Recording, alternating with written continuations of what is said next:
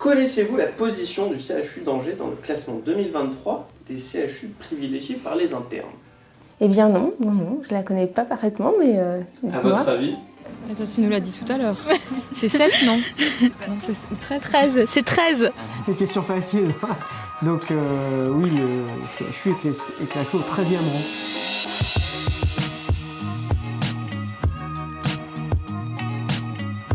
Vous le savez, chaque année, un numéro du magazine est consacré au classement des CHU et spécialités les mieux choisis par les internes à l'issue des ECN.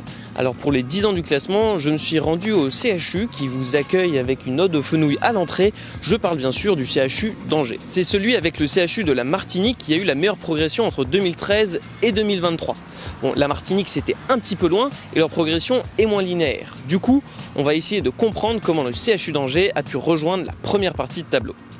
Comment est-ce que tous les deux vous expliquez que le CHU d'Angers ait eu la meilleure progression en 10 ans? Bon, on est les meilleurs, non?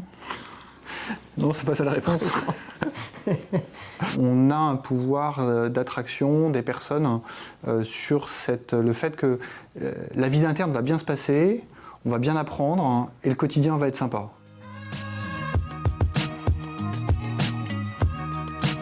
Est-ce que vous avez l'impression que le CHU ou la faculté met en place des choses pour attirer de nouveaux internes? On voit pas vraiment de changement, on voit ce à quoi on a accès. C'est quand même un CHU assez familial, enfin, il est plutôt à taille humaine. Ça facilite quand même un peu les rapports avec les autres spécialités, les autres médecins, donc ça c'est assez sympa. On a des accès à la recherche ou des choses comme ça. Là je suis actuellement en Master 2, donc c'est assez simple d'y accéder. Mais après, s'il y a eu des changements, j'ai pas l'impression particulièrement, quoi. Bon, si ces internes n'ont pas le même recul que la direction, celle-ci m'a en revanche beaucoup parlé de leurs investissements pour développer le centre de simulation. Je veux pas vous déconcentrer parce que je vois qu'il y a une vie qui est en jeu là quand même. Absolument. Absolument. Mais est-ce que vous pouvez nous expliquer ce que vous faites un peu? Qu'est-ce qu'on fait? On fait une colectomie gauche. C'est Léo. Et c'est quoi l'avantage de ce genre de matériel pour la formation?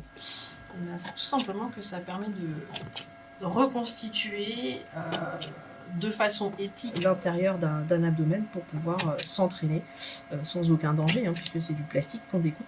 Et ça fait combien de temps que le centre de simulation existe? Alors à Angers, on a la chance d'avoir le premier centre de simulation en France. Il a été fondé en 2008 par le professeur Grandry, qui était anesthésiste réanimateur pédiatre. Et il s'est beaucoup développé. Pour ce qui concerne la chirurgie, on a vraiment commencé à peu près à partir de 2012-2013 à mettre en place des formations et qui se développent de plus en plus.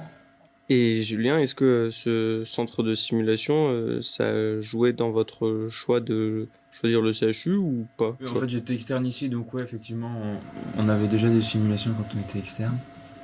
Et après, effectivement, ça va être pour pas mal de choses. Les compétences sont plus ou moins difficiles à avoir, donc le fait de s'entraîner permet d'être un peu plus à l'aise en vrai. Et on est tellement bien à Angers qu'il a voulu rester. C'est ça. En tout cas, vous êtes imperturbable, quoi. Ouais, oui, non, si, mais... Si vous faites des guillis, non? L'avantage du chirurgien, c'est qu'il est stérile. Alors, en locaux un peu moins neufs, j'ai vu l'internat. Et en plus, n'a pas une très grande capacité d'accueil. Vous arrivez donc à attirer des internes malgré ça. Il faut voir qu'on est dans une ville sur laquelle il y a un marché locatif qui est beaucoup moins cher que dans d'autres villes. Je vous parlais de la qualité de la vie sur la ville et le fait de pouvoir trouver un logement plutôt sympa, pas loin en centre-ville, pas loin du CHU, où on vient à pied, en vélo, enfin, c'est majeur. Les internes vont passer pas mal de temps dans des stages hors du CHU. En revanche, dans ces villes non CHU, le développement d'un internat prend beaucoup plus de sens et ça fait partie de l'attractivité du site. C'est qu'à l'hôpital du Mans, qui est un gros hôpital qui accueille beaucoup d'internes. Il y a pour le coup un gros internat qui accueille beaucoup d'internes avec une vie sociale très importante sur site. Pour poursuivre l'enquête, j'ai cherché un témoin de l'époque où le CHU a fait un grand bond dans notre classement et j'ai donc toqué à la porte du docteur Douillet. Est-ce qu'on accueillait moins bien les internes en 2013, en 2014, quand vous étiez interne et que Angers était bien plus mal classé qu'aujourd'hui? Alors, C'est possible, en tout cas j'ai vu une vraie évolution, en tout cas une vraie attention portée aux étudiants en médecine et puis aux internes, qui va de l'accueil qu'on met en place, qu'on essaye de créer, une dynamique de promotion aussi, c'est quelque chose où on a une attention particulière pour que les choses se passent bien et qu'ils aient aussi une possibilité d'apprentissage entre pairs. Après il y a un accompagnement qui est fait, en tout cas moi ce que j'ai ressenti pour la recherche à Angers qui est importante et c'est aussi une des choses qui m'a fait rester à Angers, c'est ça, c'est la dynamique de recherche et puis cet accompagnement assez bienveillant. En résumé, il est compliqué de déterminer scientifiquement les raisons de la progression du CHU. On peut néanmoins faire l'hypothèse que l'ambiance plutôt bienveillante décrite par beaucoup a fait des émules. Donc je crois que c'est l'esprit global qui fait que ça marche.